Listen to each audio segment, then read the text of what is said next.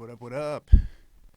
Alright, so got a little something that I started here earlier today. I just kind of wanted to go over the importance of like a preliminary EQ, I guess, on your drum tracks before you even progress farther into making a instrumental. That is, if you do start with your drums. So let's just go ahead and get into it. What I have here on the screen, so I have my drums here already EQ'd with the preliminary EQ, and then I have a separate group here which is without the EQs on them, right? So like the raw drum tracks. What I did is I used the method from the last video that I posted about the tracking the drums directly to audio. So like these are my MIDI tracks right here. So I jammed those out on the drum pad and then went through, cleaned them up, moved stuff around if need be, just tidy them up a little bit, right? And then I went ahead and I recorded them down into audio stems in these here, right? So, and then I just duplicated this and left the EQs off on this one. So this is the same thing right here, as you can see. I just got a couple instruments in here that I'm just messing around with, like some chords and a little bass line.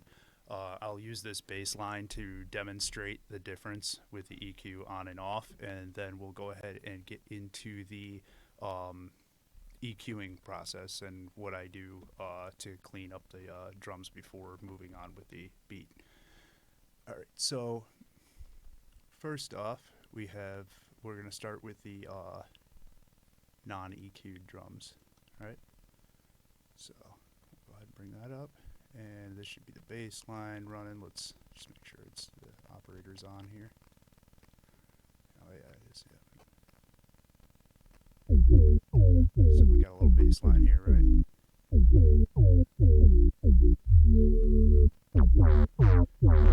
And apologies if it's quiet. My last video was really loud, so I tried to compensate with the volume levels. So if it's really quiet, apologies. So just a real simple bass line, right? Okay. So now we're going to play that bass line back with the no EQ'd drums. Well, we'll just listen to the drums by themselves first. How about that? We'll listen to the drums by themselves with no EQ.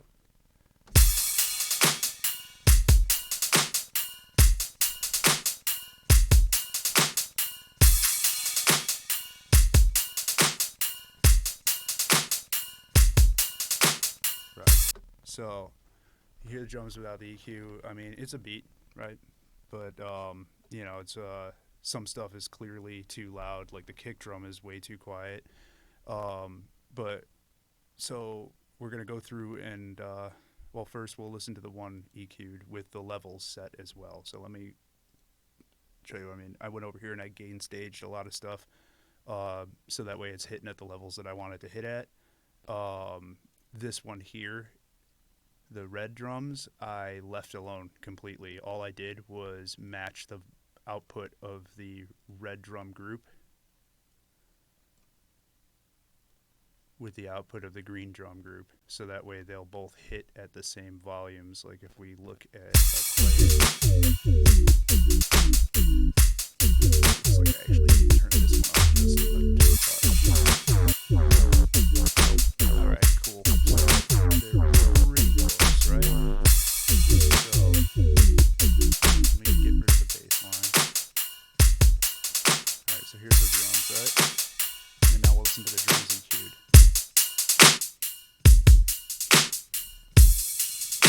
So you hear the difference? Let me just go back and forth on solos, alright?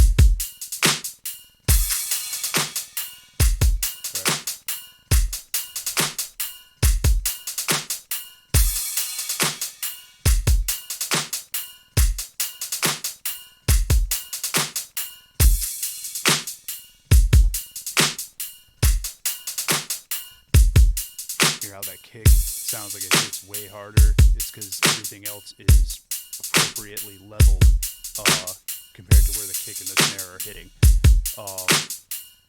Generally, I do my kick snare around -12, and then everything else just kind of cascading downward towards infinity after that, right?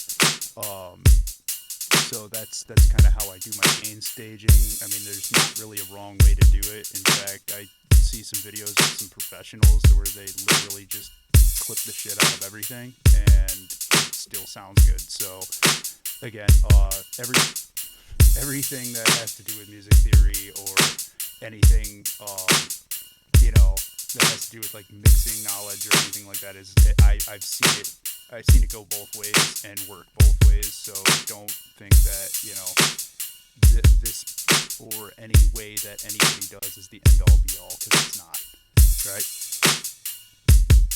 So now that we've heard the drums with the EQing and gain staging versus the drums without the EQing and gain staging, and talked a little bit about the gain staging, let's go ahead and get into the EQing part of it. So I'm going to go ahead and bring up my kick here, right? And you can see my kick, there's no sharp cuts, right?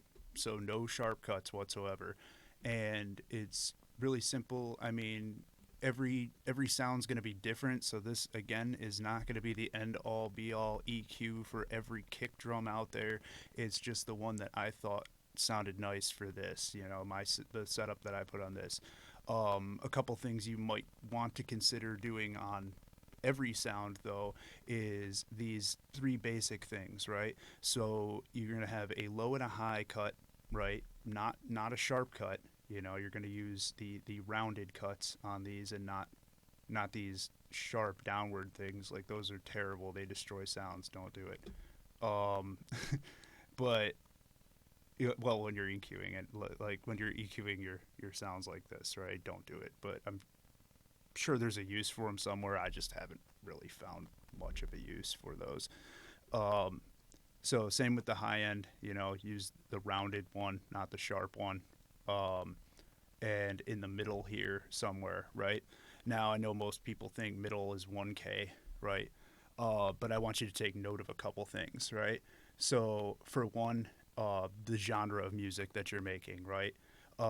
And are there vocals involved in it? If there are, is it a higher pitch vocal, lower pitch vocal? Like, is your lead higher pitch or lower pitch, or lead sound? That's some stuff you want to consider when carving space in the middle, because essentially you're making more space for that sound and other sounds to kind of blend into the mix better, right? So for me, I'm kind of going for like, dubsteppy type sound, wobble bass stuff. So I generally set it a little lower. Also, if you notice here, you see each one of these lines, right? From 100 down here to 10, right? These are 10, these are 100, these are 1,000, right? And then these are 10,000, so it's 10K, and then 20K up here, right? So if you notice how these lines bunch together, right, in these spots, right? So you see like 100 to 200 hertz, there's a huge range there. There's a huge spot. Even 200 to 300 hertz, there's a huge spot, right? But then if you're looking up here in the 500 to 1,000 range, right, you're seeing all these lines crammed together. Now, this is kind of what makes my decision to cut out this area, right? There's a lot more frequency range in this band here, or in these bands here, than there are here, right? There's just a lot more going on. So I'm gonna take out of the busiest area of the sound, or of the sound, or of the song actually as well. I'm taking out of the busiest area. That's kind of why I make my cuts a little bit lower. Um, Also, low end, you're really not going to hear anything much under 40 hertz. So between 20 and 40 hertz is where you're going to want to start making your cutoff. Like, I would not go really lower than that. Higher than that, it's going to start to sound airy, and your bass isn't gonna resonate as well. Um, and then the high end, right? Um, so the high end, basically, how you do that is you kind of just bring it in until you hear that sound start to deteriorate in fidelity, and then bring it back, right? Like, so you bring it in. Like, let me demonstrate. Like, so like I would start it right. It starts naturally at 18K, like that's the preset, right? And then what I would do is I'd slowly bring it in, and then I hear it lose fidelity, and then I just bring it back a little bit until that fidelity comes back, that high end fidelity, and the sound comes back a little bit. If it sounds too sharp, feel free to take more out. But again, it's really all up to what you're doing in the present moment. Nothing is concrete, right? So yeah. Anyway, there's my kick, right? Um, and then we're gonna just go through my snare. Same thing. I take less out of the mid um, because the snare is a higher pitch sound and also a more prominent sound in the mix. Your snare drum in dubstep and stuff like that is the it's the lead rhythm keeper of the beat. It's not necessarily the kick drum. If you're listening to more like house music, like yeah, that four on the floor type of stuff, that's gonna be what leads the rhythm. There is the kick. But in a lot of electronic music that isn't a 4/4 beat, it's going to be the snare that consistently keeps the rhythm for the dancer or the listener to keep coming back to, right? So I take less out of that, so that way it pops up a little bit more in the middle than the kick drum does. Um, see cymbals, so rides, crashes, open closed hats, anything along that um, genre of percussion. It's gonna be like mainly the high end that I'm using. As you can see, all of these, if we're looking down here, is it's all the high end of the sound, right? I still take some top end out of it because headroom is very important, and B, like over 15K, like you're really not going to be hearing much. The human ear doesn't pick up sounds upwards of that. I mean, it can. Your ear definitely can pick up sounds up to like 20K, but um, the average listener to like 15K is like, like right somewhere around that range, 12 to 17K, I guess. And again, it all depends on the sound that you're EQing and mixing, right?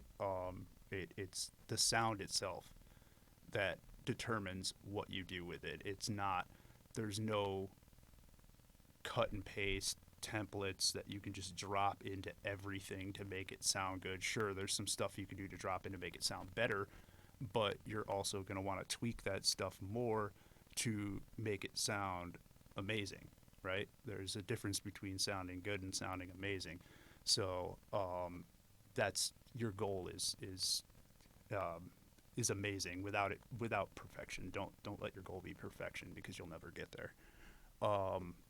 So those are the hats, crashes, rides, stuff like that. Then I have this little rim shot here. And this thing I got kind of funky with the EQ on, and it's only because I want it to be more of a subtle sound and not quite take over the mix. I just want it kind of sitting in the back. I use it more as like a build here. I'll go back and play it real quick so you can hear. Let's see. So it's like right here.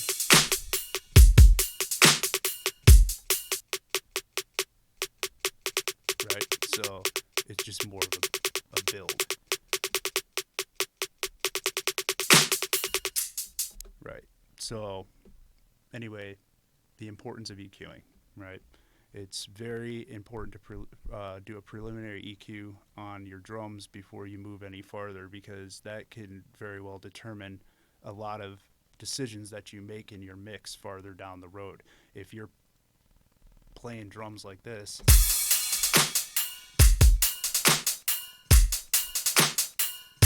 you're going to think your bass is way too loud because your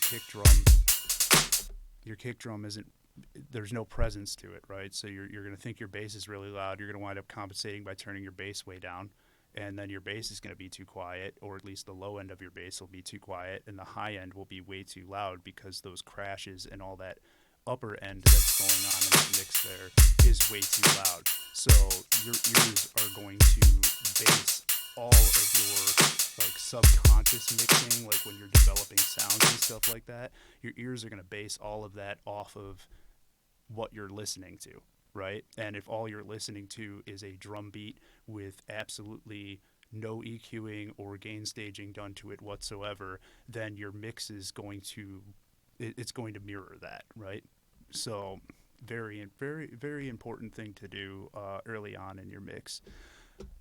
Anyway, thanks for watching, everybody. I hope you liked it. Don't forget to check out my channels. I got YouTube, TikTok, Instagram, Facebook, um, SoundCloud. Yeah. So check me out. All right. Thanks. See ya.